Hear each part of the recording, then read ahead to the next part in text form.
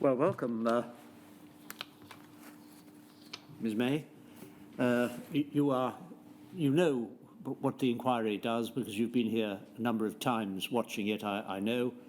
So you need no further introduction, I think. You are talking, of course, to a much wider audience than you see here, and you'll bear that in mind. Mary, would you like to administer the oath, please? Please state your full name. Samantha May. And repeat after me. I do solemnly, sincerely. I do solemnly, sincerely. And truly declare and affirm. And truly declare and affirm. That the evidence I shall give.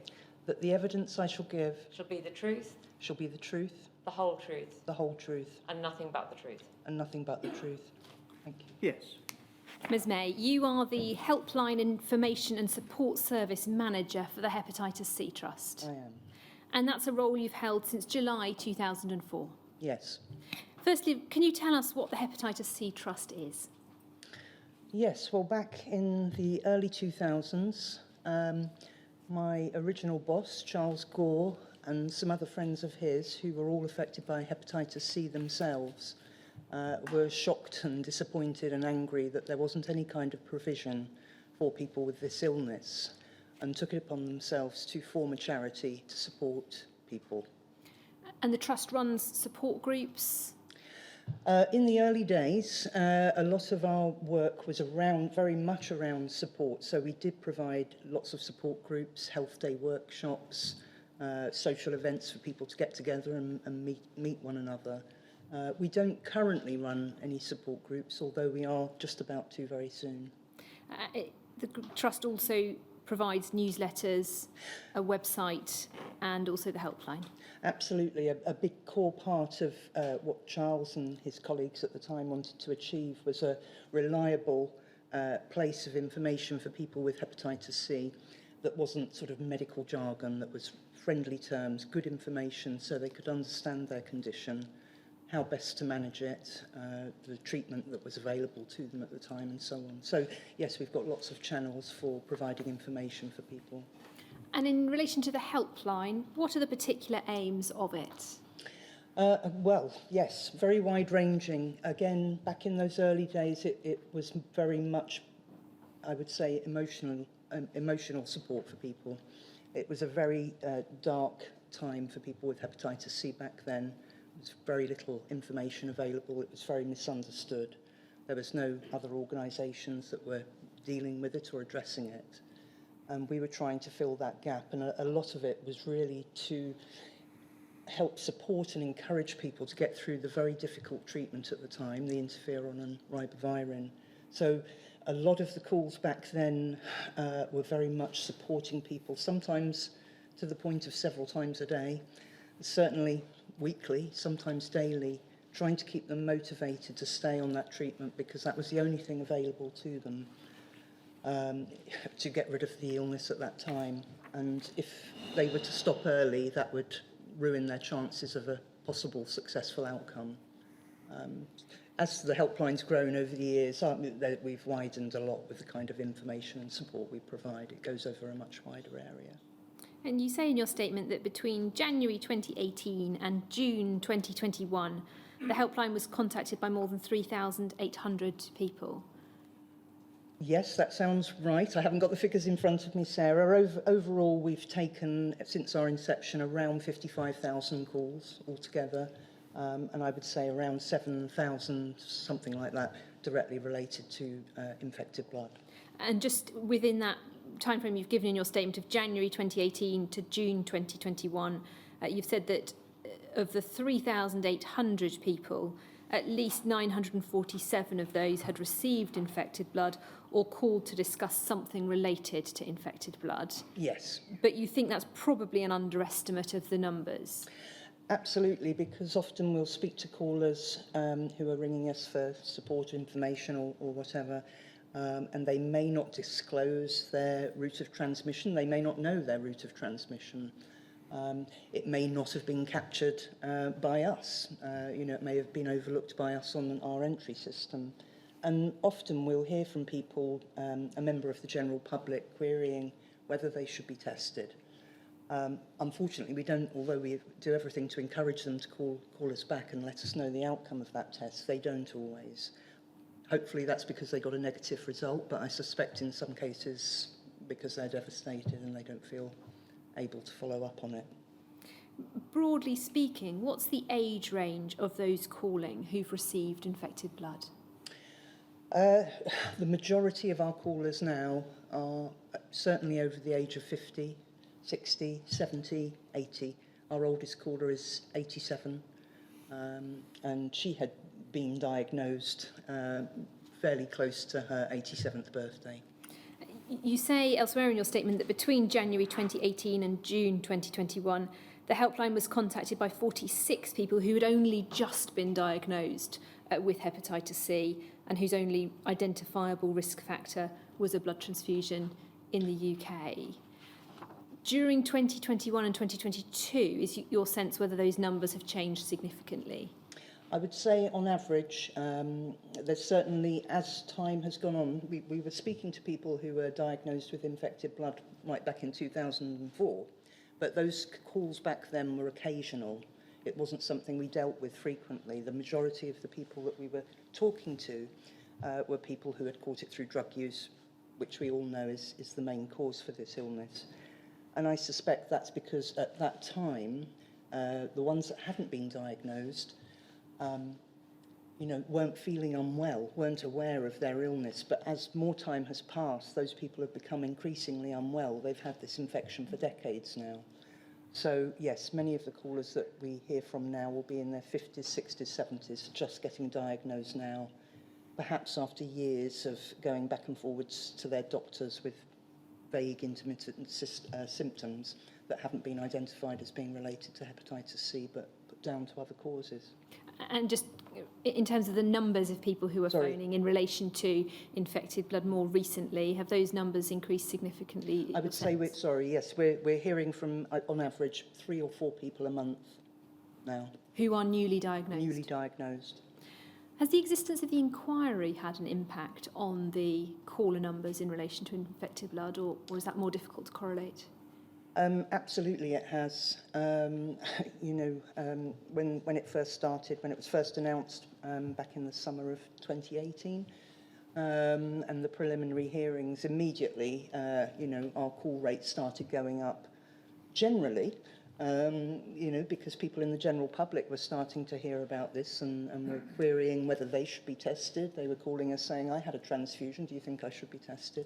And also from people in the infected blood community who are already aware of their diagnosis, and had been for some time. A lot of them were contacting us for the first time. Does the Trust keep records of where in the UK the caller is from? We do, where the caller gives us that number, that address or location. If we're very dependent on what the caller wants to share with us. Sometimes, of course, we have to follow up with information. So in that case, we require their address.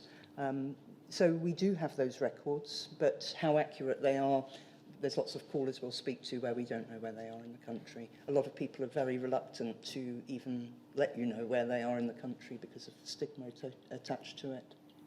And do you have any sense of the geographical spread of the people phoning the helpline? Certainly a lot of them are, I would say the majority. I could certainly look into that for you if you needed the detail.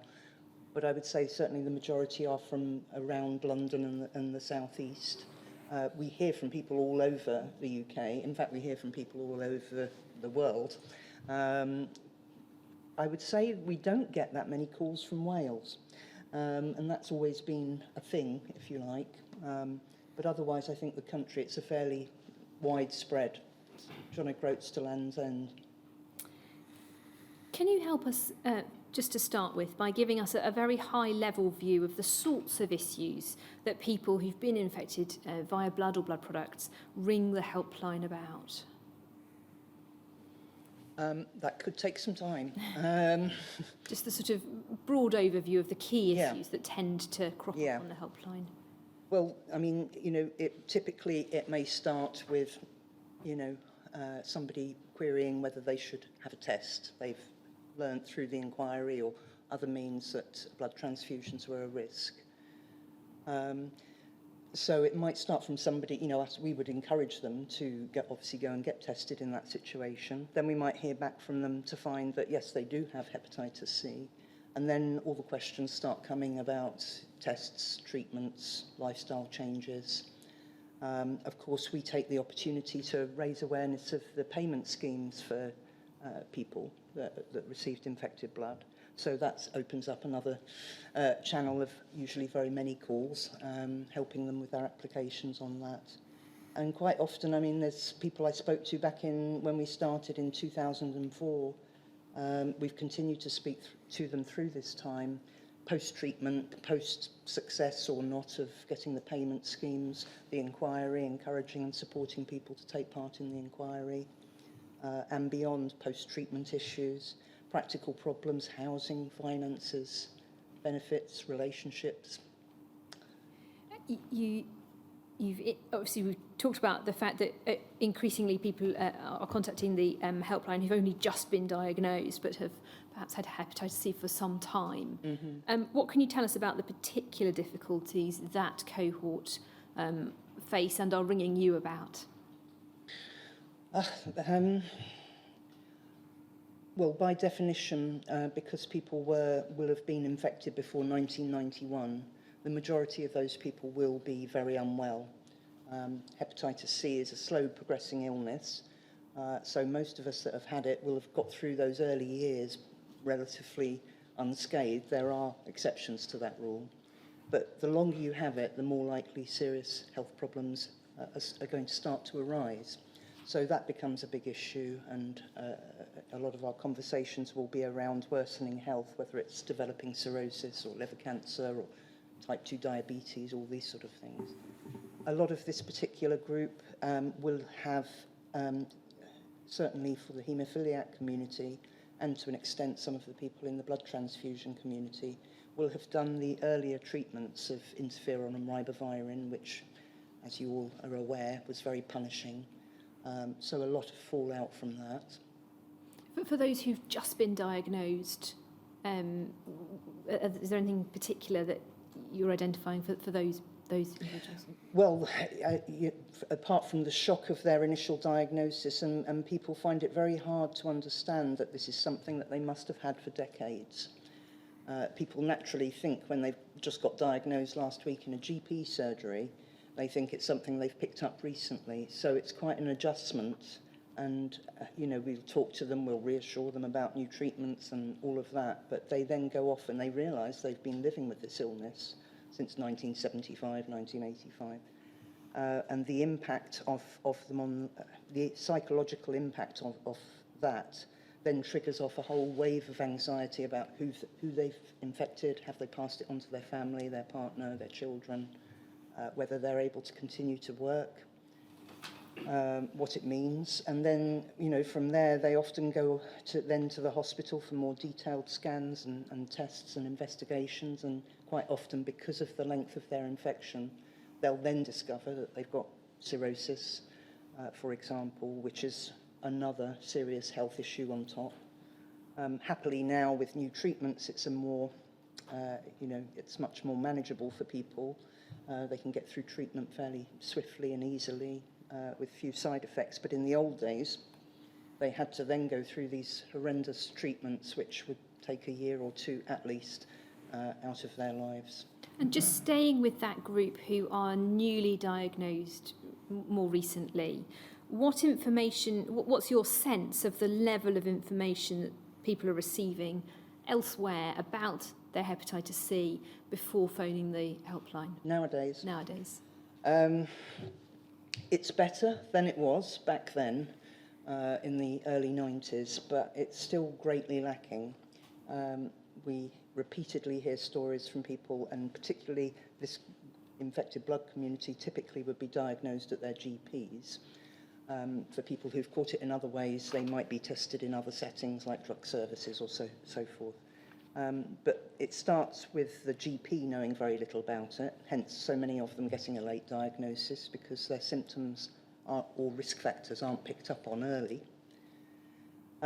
Even when the doctor does get to the point of offering them a test for hepatitis C. Unfortunately, you look to your GP to be able to give you some information so you can leave that appointment having an understanding of what your diagnosis is. But a lot of doctors will say, I'm sorry, I don't know anything about this, or you're the first patient I've had with this. So at that point, they don't get very much information. If they go on the internet, there is lots of information, but a lot of it is sketchy, out of date, irrelevant now. Things have moved on quite a bit from back then, but all the scary, horrible stuff is still there. If they go to official websites, so for example, the NHS website doesn't even mention blood transfusions as a risk factor, but it does mention things like sharing razors or sexual transmission, when actually the chances of catching it in those ways are minuscule. Technically possible, but I've never heard of anybody yet that's caught it in that way. Even yesterday there was a report, a press release about a report from the UK HSA with the current projected figures for people with Hep C, estimating around 81,000 people out there right now still with it undiagnosed, of which the large proportion will be drug users. But even there, they referred only to drug use and fleetingly to sharing razors and toothbrushes as a risk factor. So there's not the information out there about blood transfusions. So what we sometimes struggle with on the helpline is people naturally look to their doctors to have reliable, sound information. Their doctors are saying things to them like, asking them about their sexual partners, for example, or suggesting that maybe they've been seeing sex workers, for example, which throws them completely off course. And then hopefully they speak to us and it's a chance for them to get new information. But sometimes we have a struggle because they look to the doctor's information they think is going to be more reliable than ours, and we have to explain to them. But it's very difficult to justify it when they then go to the website and don't see things like blood transfusions mentioned. Has the Trust been involved in any training or providing information to GPs or bodies who oversee GPs to improve their awareness? From our inception, we've been involved in so many different imaginative ways of trying to engage with other professionals and different communities to pass on awareness about hepatitis C, to train professionals, make sure they've got the information they need.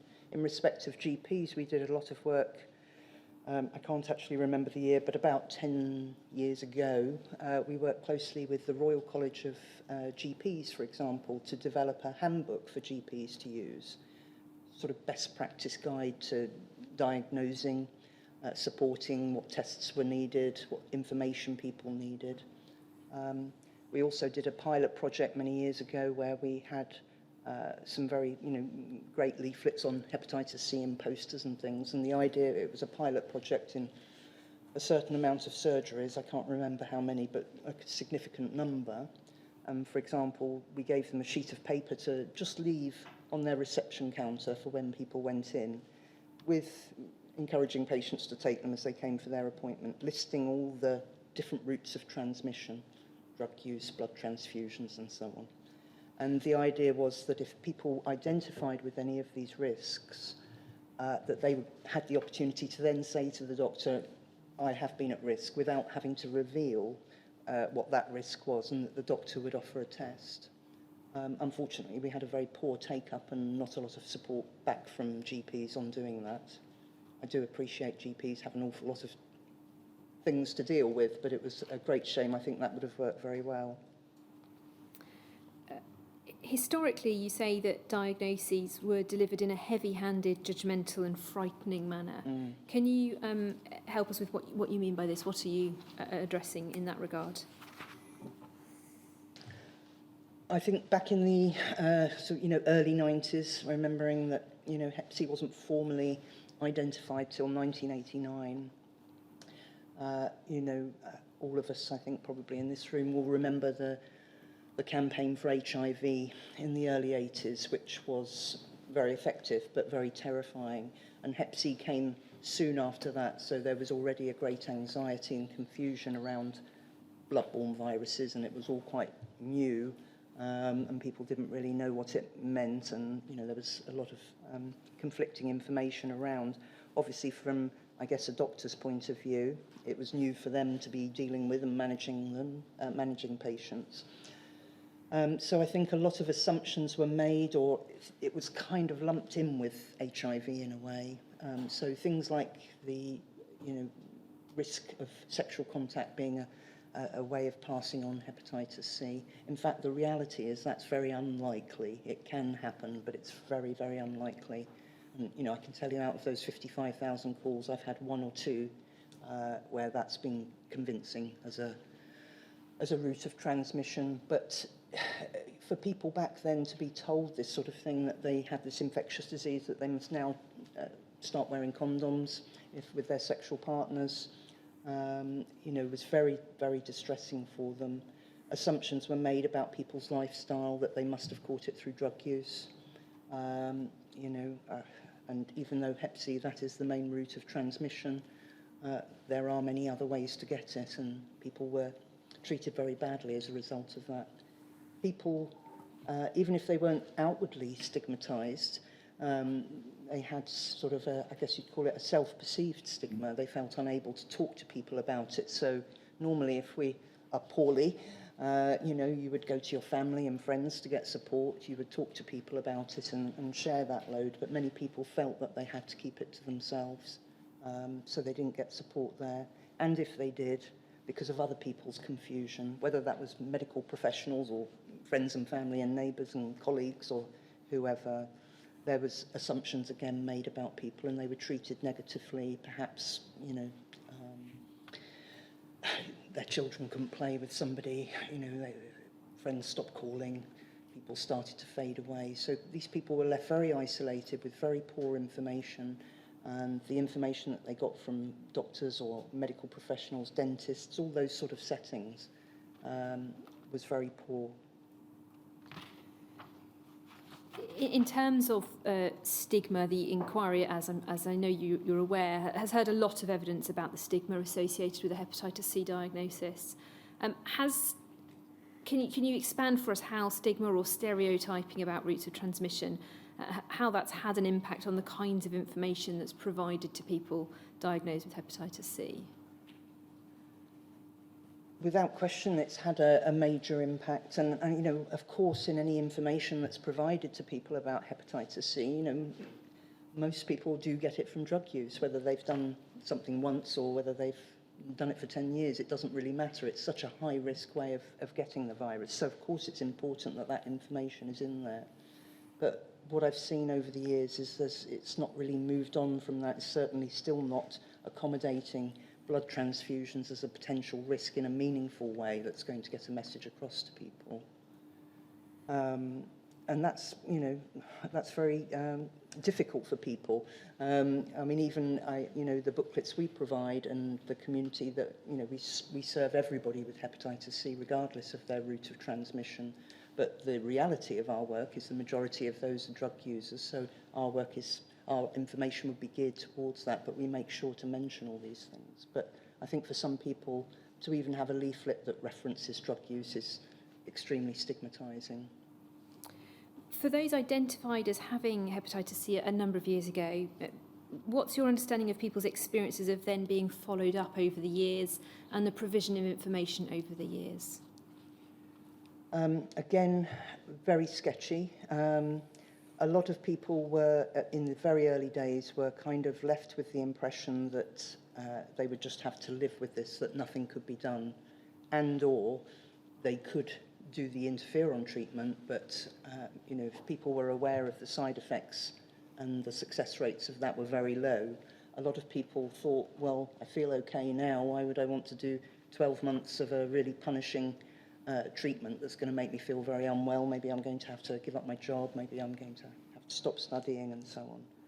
So it was very bleak, and so some people kind of fell off the radar at that point. They'd been told that they'd got this condition.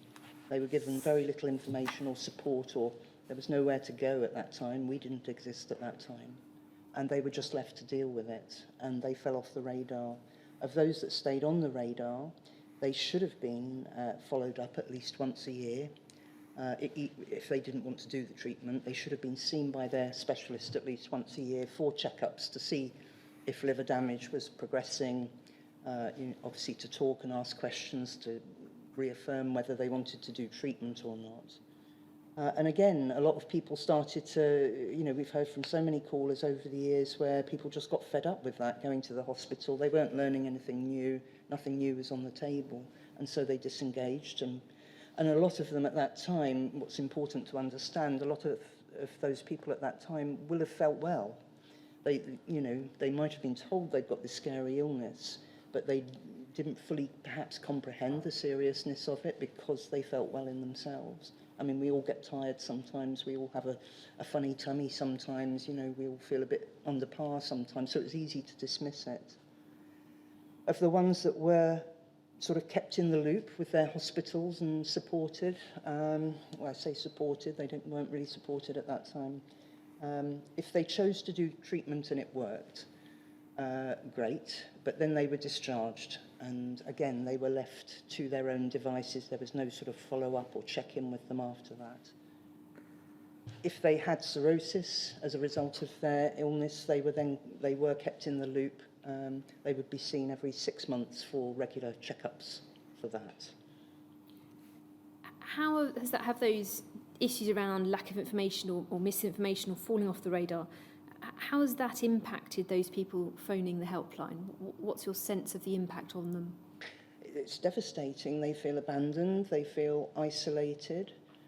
They feel angry. Any person with Hep C would feel angry in that situation, but for this community that have received infected blood from the NHS, they feel completely abandoned and isolated from it now, and the support and follow-up and so on that they should be getting. In terms of providing information to people, what role has the helpline taken on? Sorry, Sarah, say that again. In terms of providing information to people, what's been the role of the helpline? What's the helpline been doing in that regard? Right, well, there's a lot we do on the helpline. We're not the kind of service that you ring up and you press 1 for this and press 2 for that, or that we call you back a week later, or we don't call you back at all. I remember in the very early days, I won't mention them, but when I got diagnosed, I remember contacting one organisation, feeling really helpless and abandoned.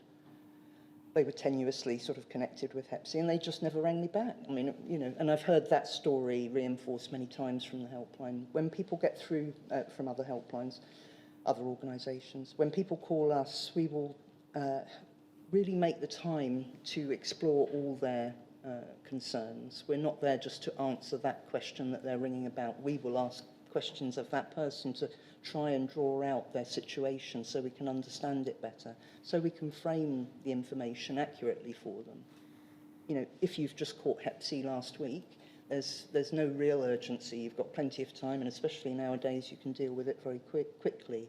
But if you've just been diagnosed and actually you caught it 30, 40 years ago from a transfusion, there's quite a lot to talk about. The inquiry, the payment schemes, the compensation, the fact that those people might then, when they have the follow-up at their hospital, also discover that they've got cirrhosis, and unfortunately in some cases quite a few callers, even very recently, who've discovered that they've also now got liver cancer. So within perhaps a few weeks or a month or so, they go from a hepatitis C diagnosis for something that happened to them 30 or 40 years ago, and now they're facing liver cancer. In your statement, you talk about a more positive landscape in relation to information opening up over the last 5 years. What do you mean by that? Well, I think it's a number of factors. Obviously, we're sort of a long way in, 30 years down the line, practically from when it was first identified, and lots has been learnt. And people talk about it more. Things like the inquiry have obviously brought it to public attention and medical attention. Services, we work a lot in the community and prisons and with other organisations across the country who, in part in line with the elimination plans for hepatitis C, eliminating Hep C by 2025, in line with the World Health Organization goal of 2030. A lot of services are much more focused on trying to reach those most at risk and get them diagnosed and get them tested, get them treated. So they are providing more information, and we are providing a lot of support to different places for them to do that. So that's good. I think we certainly hear a lot more positive stories now about consultants and nurses. You know, many of them are very passionate, very caring, and do everything to support their patients and answer their questions and so forth. The sticking point, I guess, is still with GPs. So much could be done there that isn't. And even if you've been living with your infection for a long time, or maybe you've cleared it with new or old treatments, you still need to go to the doctor sometimes, but you might be concerned that things are connected with the Hep C or the treatments for it. But then you're speaking to a GP who knows nothing about it. So there's a problem there. It's very unusual for me to hear of somebody going to a GP and being said, being directed to us as an organisation, call this helpline, they're the national charity, let alone be given a leaflet, this is what Hep C is, this is what it means. That doesn't happen. Very, very occasionally it happens. And in terms of information about hepatitis C, has the Trust ever considered running a public campaign about hepatitis C? Well, we consider it all the time, and we do what we can, but it's not our job to run a national awareness campaign. We don't have the funding to do that. We don't have the capacity to do it. But certainly we've been associated. I mean, it's unlikely that anybody will ever remember it because it wasn't very effective at the time, but I remember when I first started at the Trust, the Department of Health ran a campaign called Face It, a rather aggressive campaign. Face up to what you've done in the past, you might have Hep C was the sort of tone of it. And we were very much, myself and many of my colleagues were part of that campaign. And there were leaflets, and there was the idea was they had huge billboards with people's faces, all different kinds of people. I was one of them that went round the country and in settings like shopping centres and things to raise that public awareness. And they were all people in the photos that they were huge. I mean, 20-foot high things. They were all people who had caught Hep C in different ways, and they were trying to show that anybody anywhere could get Hep C for a variety of reasons. So we have been connected with different things over the years. We have done a lot of our own work. Obviously, every day, each and every one of myself and my colleagues are raising awareness in some way, whether it's locally or at a particular service on the helpline when somebody's calling. Really, that's, aside from supporting people, the majority of what we do is getting that message out there about it. And do you think that a public campaign is needed about hepatitis C? Absolutely. I mean, we've got new treatments. We can actually get rid of this very quickly and easily. 8 to 12 weeks for most people, no side effects, 97% chance of cure. Not that that's the end of having an infection like this. There's other things happen. But now is the time for us to address it. If it had been done years ago, we wouldn't all be sitting here now, or it'd be a very different environment for us. There is a lot of really good work, I'd like to say from ourselves and many others, working with people who've caught it through drug use, and we're on top of that. We're getting there. We're literally kind of pulling people off the streets and getting them tested and treated. But what are we doing about blood transfusions? Why is it that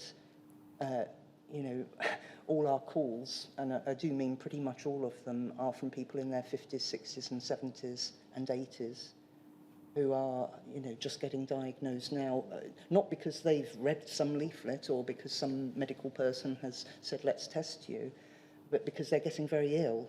And, more tests eventually lead to a diagnosis, but they might have been trying to get that diagnosis for many years. So what are we doing to reach those people? I think it's essential that a public campaign is done, because this community has been living with this disease for a minimum of 31 years. I mean, I had a guy 6 months ago who had just found out he had Hep C. He was 31. He was talking about transfusions, and I was like, had to do the maths a bit quickly on the phone.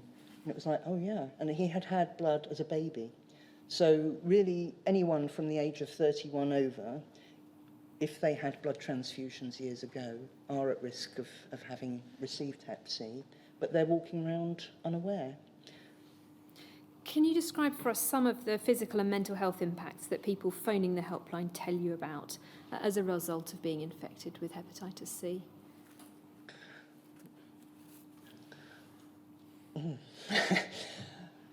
For people that have had it a long time, they are very, in the main, not always, but in the main, they are very unwell. They have developed the serious consequences of having this illness for decades. And for those that haven't found out until relatively recently, many of them might have been living lifestyles that might have worsened that. So, for example, alcohol. If they had known 30 years ago, you know, that they had hepatitis C, they could have had the choice perhaps not to drink alcohol, but the impact on them of, you know, it's a double whammy for them all these years later to find out they've got Hep C. So they will often be in a far worse state physically. There's all sorts of other complications that people get as a result of their Hep C infection. More tendency to type 2 diabetes in itself, a very serious condition, liver damage. There's slightly less likely things, but still quite prominent, things like thyroid problems that people have. So these different conditions that can spin off having hepatitis C all start to kind of magnify and give people a massive health impact. And what do people talk about to the helpline team in relation to the fact that they weren't identified earlier? I mean, they're angry. There's complete disbelief that they've gone all these years and that, you know, it's like, but I went to the doctors, I had some blood tests, they were fine. You know, why didn't the doctor I've had an operation, why wasn't I tested before my operation? I've been telling the doctor I feel unwell, I've been tired, I've, you know, got digestive problems, joint pains, you know, which are usually the first sort of signs of, for most people, of hepatitis C. They've been going back and forward to their doctors for years with these sort of complaints and being fobbed off. We hear from a lot of women who, you know, have had their symptoms put down to, you know, you're menopausal, you've got a family, you know, you're stressed out, you're neurotic, you're a hypochondriac.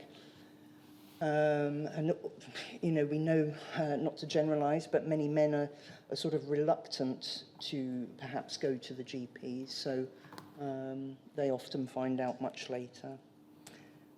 I just want to go back, if I may, to, I don't think I fully answered your question before, Sarah, about psychological impact as well. So aside from the physical problems that you can develop from this condition, the psychological one is very hard to quantify, and obviously we're all different. Some people cope better than others, and some people have other things going on which might contribute to that. But to be told that you've got an infectious virus is in itself terrifying. You know, you become very aware, if you cut yourself, for example, that that blood is suddenly risky. It's a horrible, horrible feeling, and I know everybody with Hep C will relate to that. The worry, the anxiety that you might have passed it on to your partners, for some people can become absolutely crippling. Sometimes with the right information and the right support, people can, you know, there are precautions that you should take, but, you know, reasonable ones. But for some people it becomes very unreasonable and they develop problems like, I would kind of call it things like OCD, an unreasonable fear of passing it on, and they take unreasonable precautions to protect others, which impact on their lives. Finding out that you've been given something, perhaps childbirth, an accident, following an operation that you've had, learning that you've been infected in that way is huge and very hard to get your head round.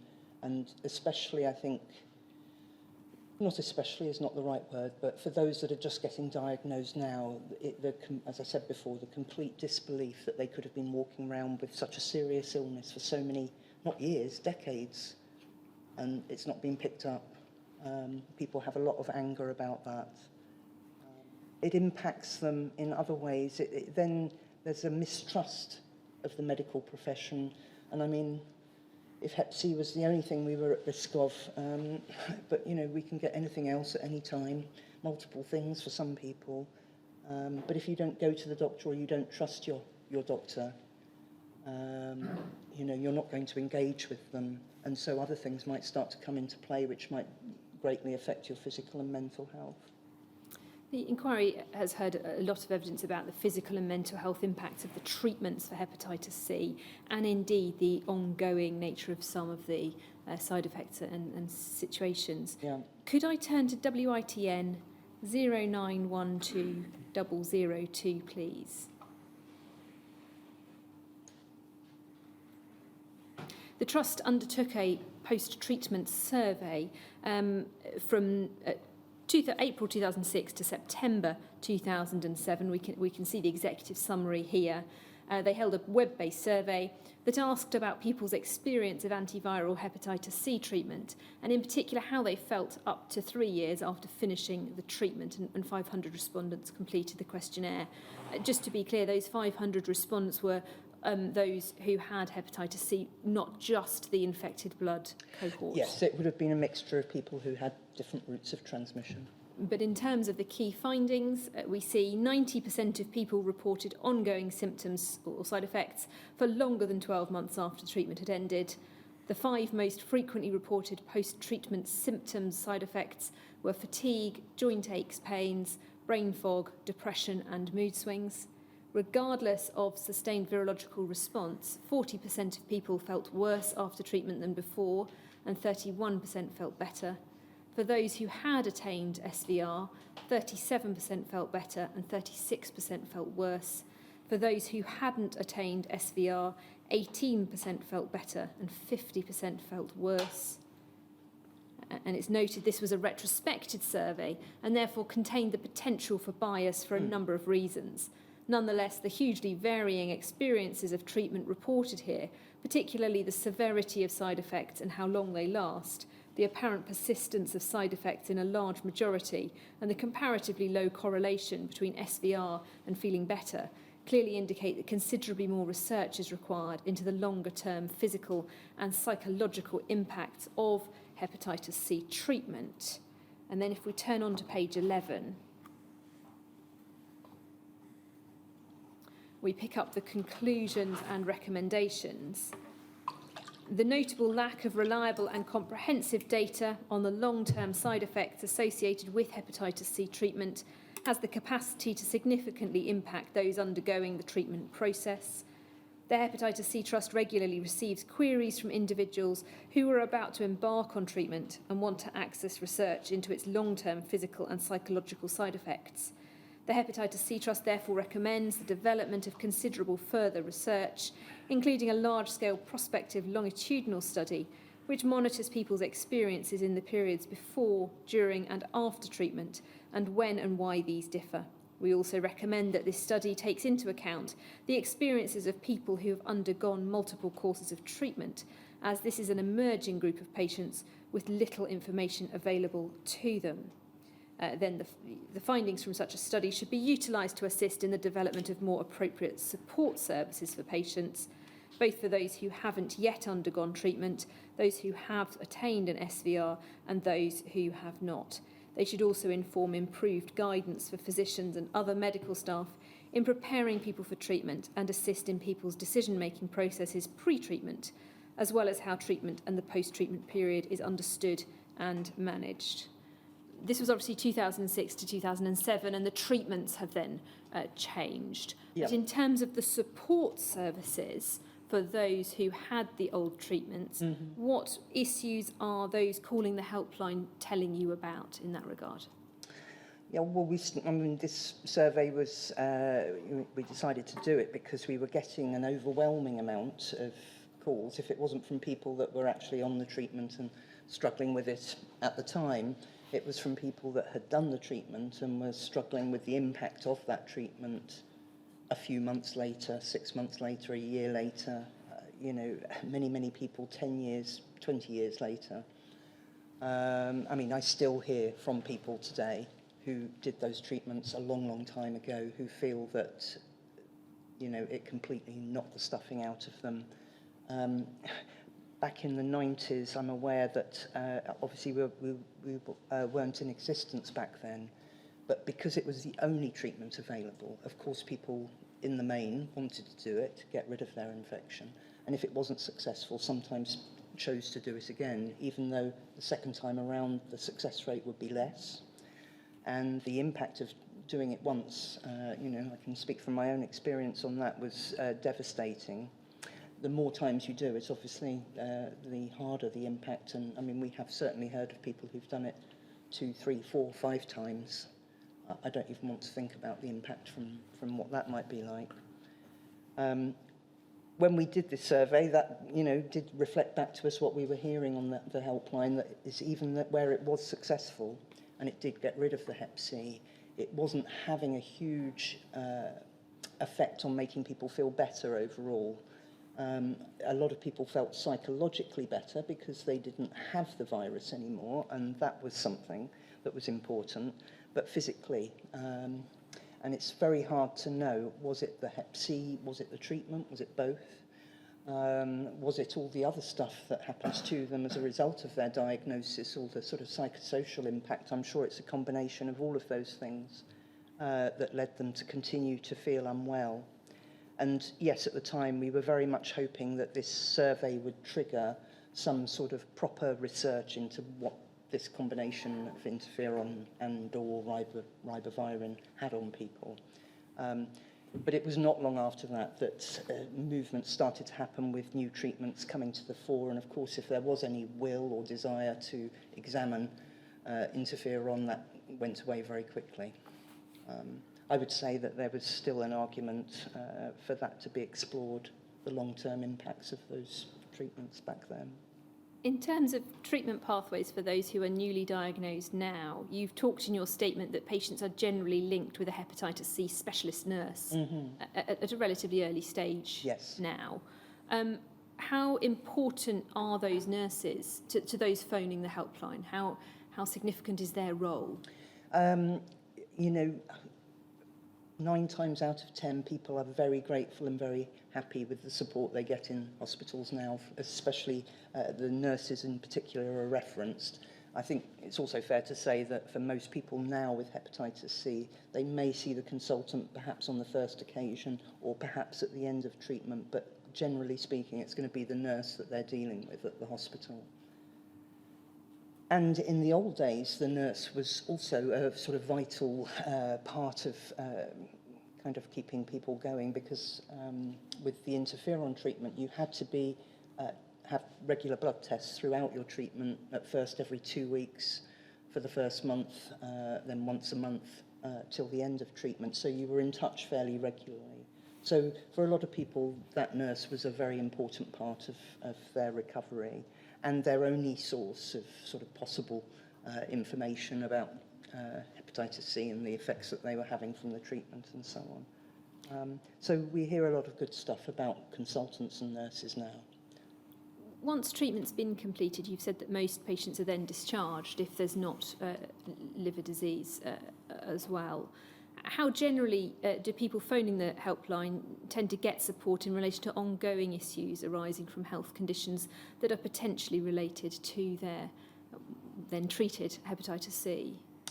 This is a real problem, and it seems to be that it's an increasing problem. Yes, if you're cured and you don't have liver damage, the doctors are happy with you, there's no more they can actually actively do for you, and you're discharged. And that's great.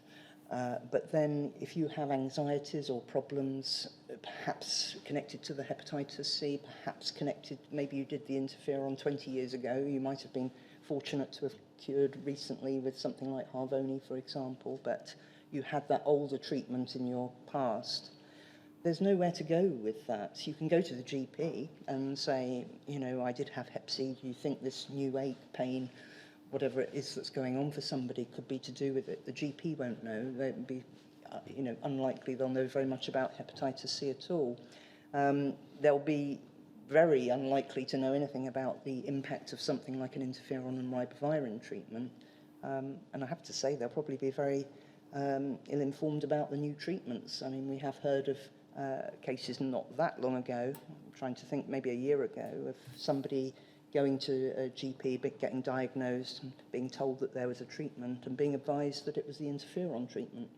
And that hasn't been available for years now. So these things still keep happening. In terms of those phoning the helpline who have liver disease and are under hepatology care, this morning we heard from the expert panel on palliative care in advanced liver disease, and one of the discussions was about the connections between hospital care, GP care, palliative care, community palliative care. Mm-hmm. From what those phoning the helpline are telling you, what's your perception of the connections, how well connected the provision of care is across those different groups? I mean, we do hear of good practice where that all works very well, but we also hear where it doesn't.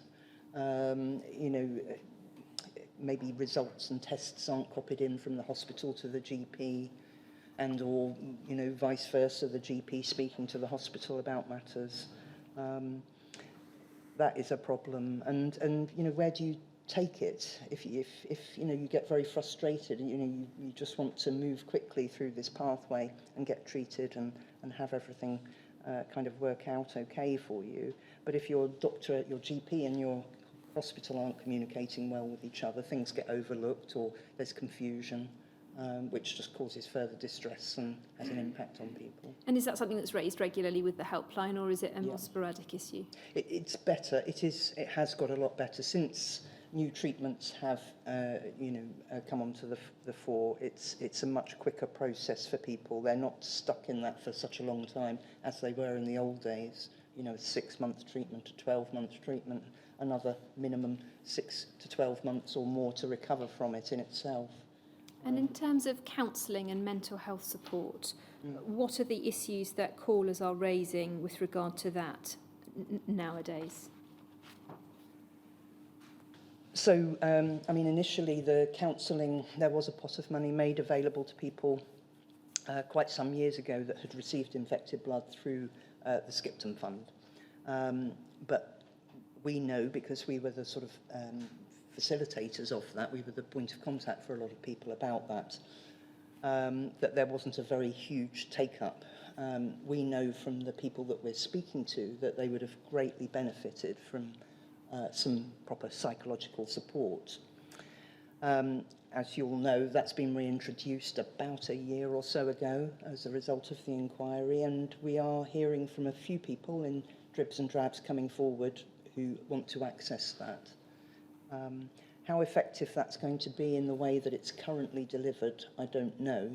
There's a cap on the amount of money you can spend on counselling and psychotherapy, for example. The other day I was looking up suitable counsellors and therapists on behalf of a patient that had called us for assistance with it, and some of the counsellors in her area, I mean, it varied, but at best you're looking at sort of £50 a session. The one that sort of seemed like a really good fit for her was £120 a session, so £900 won't get you very far. And with the deep-rooted issues that people have from this community of living, of being infected in this way, of being treated very badly over many years, of having gone through punishing treatments, of having families broken up, of having lost their jobs, all these knock-on effects. 5 or 6 sessions of therapy isn't going to solve that. And in your statement, you've said that the helpline takes a lot of calls from partners, family members and friends, as well as those who are themselves infected. What are the themes of those calls from the wider group of individuals? That has changed somewhat over recent years, because it is a more positive landscape overall out there for people in terms of information, awareness, support and so on. In the old days, it was as terrifying for partners, friends and family as it was for the person diagnosed. And they were, a knock-on effect of being stigmatised and being excluded, the anxiety about, you know, what this diagnosis meant for their families overall. So they would be all sorts of issues. I mean, often, of course, it would be a partner wanting to find more information out to understand the illness for themselves. They didn't have access to other sources of information to find it. I mean, there was very few books available about hepatitis C. There was stuff on the internet, but, you know, what do you trust? Can you understand it? You know, it's all very confusing there. You go to your GP, they can't help you. So they would come to us. Also, you know, a lot of anxiety from partners about, my partner's just been told I've got Hep C, you know, I'm going to leave them. A belief that that person must have taken drugs and that they're being lied to. We've had calls like that. People worried that their sexual relationship can continue because they've been informed by the GP or other sources of information that it's sexually transmitted. So anxiety is there that we've had to reassure people about. Now, it's interesting you mention it. We don't hear so often now from partners, friends and families, but it still does come up. And then in terms of the financial assistance schemes, what's the level of awareness been amongst callers about the schemes? Well, I mean, I'll take you back to 2003 or 4 when the Skipton Fund started, and coincidentally, so did we. And I remember back then, it was very occasional the calls we'd get about that. But of course, when we didn't hear from so many people in the infected blood community back then. We did hear from them, but not in the numbers that we're hearing from them today. But of course, we would take the opportunity to say, hey, do you know about this payment scheme? And quite often they didn't. They had no idea. And that's a big part of the work we do on the helpline now, is assisting people, making sure they're aware of it and assisting them with the claims for it and the subsequent appeals that they often have to make in order to get it. But even now, even recently, you know, again, from people recently diagnosed, or even there are some callers that have known about their diagnosis. They've known it's as a result of a blood transfusion. They had no idea that this payment scheme was available to them. And as you can imagine, that triggers another layer of anger and disbelief amongst them. In your statement, you highlight the need to identify people who may be infected but don't know about it. What's your view of the best way of doing that? Sorry, Sarah, tell me that again. Of course. It's the final topic I want to explore with you. In your statement, you highlight the need to identify people who may be infected but don't know about it. What's your view of the best way of doing that?